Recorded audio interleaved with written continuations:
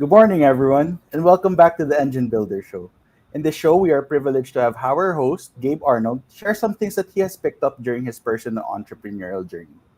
Today, we talk about how a certain tool we all use for music can teach you about creating an amazing customer experience. If you want to find out what it is, come join us and listen to today's episode. But before that, the show is brought to you by Business Marketing Engine. If you want to improve and grow your business, then head over to businessmarketingengine.com. Without further ado, let's see what Gabe has in store for us today. Good morning, Gabe. Good morning. Thank you, Jethro. And good morning, everyone. I appreciate you tuning in. And of course, whenever you watch this, I hope that you are having an amazing day. I want to start off and say that I want to dedicate the show to my friend, George Bryant.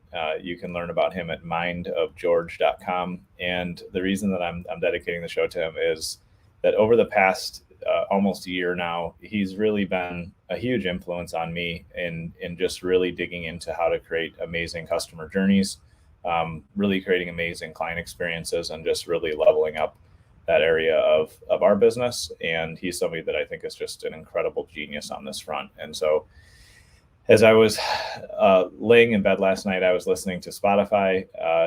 So one of the things that I like listening to at night is called binaural beats. And what it does is it plays like different tones, different music in each ear. And there's certain like frequencies of the music as well that plays. And it based on the frequency, it helps your brain get into a certain state. And so there's binaural beats for focus, for work. There's binaural beats for sleep. And those are the main two that I've been utilizing. And last night, as I was listening to the sleep one, I was like, oh man, I love listening to this.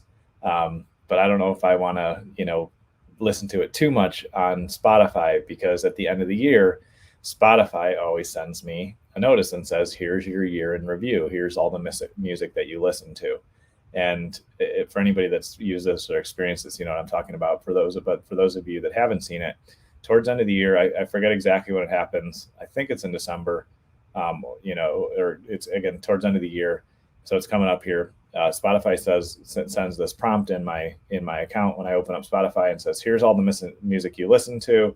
Here's your top tracks. Here's the new artists you discovered. One of the things that they shared with me last year was that like I was one of the first listeners to Tech Nine on Spotify, and it's one of the rappers I enjoy.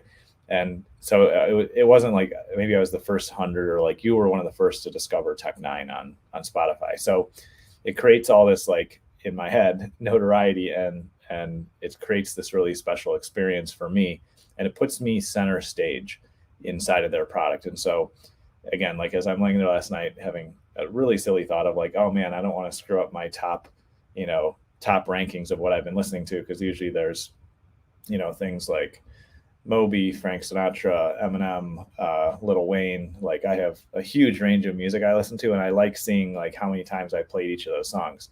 But when I do like more like long form meditation or binaural beats or something, it's accurate actually. But I'm sitting there just thinking about like, man, how do I want to intentionally listen to music on Spotify so that I can have my year end like highlight reel that they send me essentially be the way I want it to be. And so as I was sitting there thinking, I was like, man, talk about an amazing, customer journey and customer experience that Spotify has created for me. They've made me the center of my world. And that's really where I believe we should be putting our clients. We should be making them the center of our world that we create from. They should be feeling loved and supported and excited about engaging in our products and services. And just as importantly, in order to really serve them well, we want to own a lot of, and as much as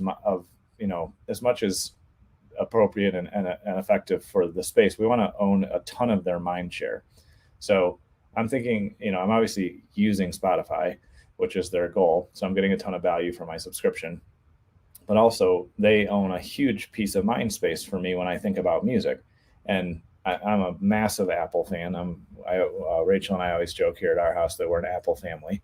So we have Macs and iPhones and iPads and all the toys and all the things from Apple. But Spotify has effectively taken a huge chunk of my mind space and what I utilize away from Apple, because I do listen to Apple Music, but Spotify has blown them away for years. And it's really, in my opinion, it's because of the fact that they think about, okay, how do we put our customer at the center of this journey, and how do we make them the hero, and how do we make them look good? And so that was just a realization that I had last night as I was again sitting there, starting to fall asleep and starting to just think through these things, that Spotify has really intentionally designed their customer journey in a way that makes me feel good about using their product and makes me feel like, the hero in the story that I'm experiencing, the story of my life. And so I would encourage everyone today to really take time to think about, how are you positioning your clients as, as the center of the story? How are you helping them feel like the hero? And how are you, in a healthy and ethical way, owning as much mind share as possible in their life? One of the things that, as relates to mind share, one of the things that I always tell my clients is, if you write a book and publish a book, a physical book, and you get to mail that to somebody, a prospect, a client, whoever it is, and that's sitting on their desk, you now own, a piece of their mind share in their home. You have brand presence right in their home, on their desk, wherever they put it. And that's why I always call, a book $1 million business card. It's one of the reasons why we help our clients write books and publish them and get them out there, because it really does differentiate you, not just from the fact that whether we interview you and write exactly what you said, so we write the actual words on your behalf, or whether you draft the content and then we edit and publish it for you, you've made a significant investment in sharing your knowledge and your experience and attempting to make the world a better place with what you have to share. But also then you have this asset that a lot of other people in your industry probably don't have, because they haven't invested the time and effort to create something that then can, relay your message, who you are, what you want to teach and share with the world, to your prospects, to your clients, to your audience.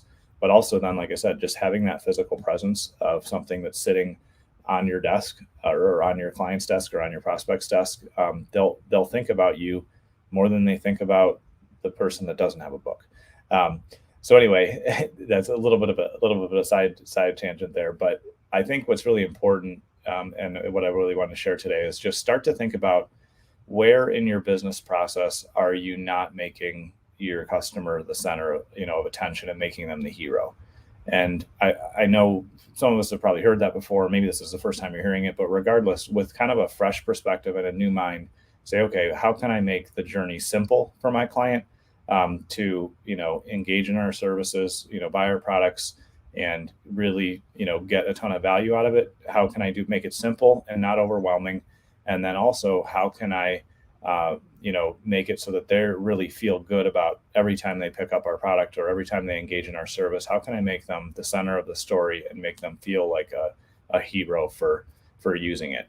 Because again, that's what I look forward to every year, getting my Spotify year-end kind of highlight reel that they send me of, like, here's what you listen to the most, here's the song you repeated more than anything else, here's the new artist you discovered, and your favorite mix of music this year was this. Like, they continue to make me look like I'm some genius music selector. I don't even know if that's the right phrase or way to say that, but they make me feel good about my choices and make me feel good about engaging with their product. And so that's really what I believe is the wife's focus, is to figure out, how do we do that on a continual basis with whatever products or services we offer to our customers, our clients.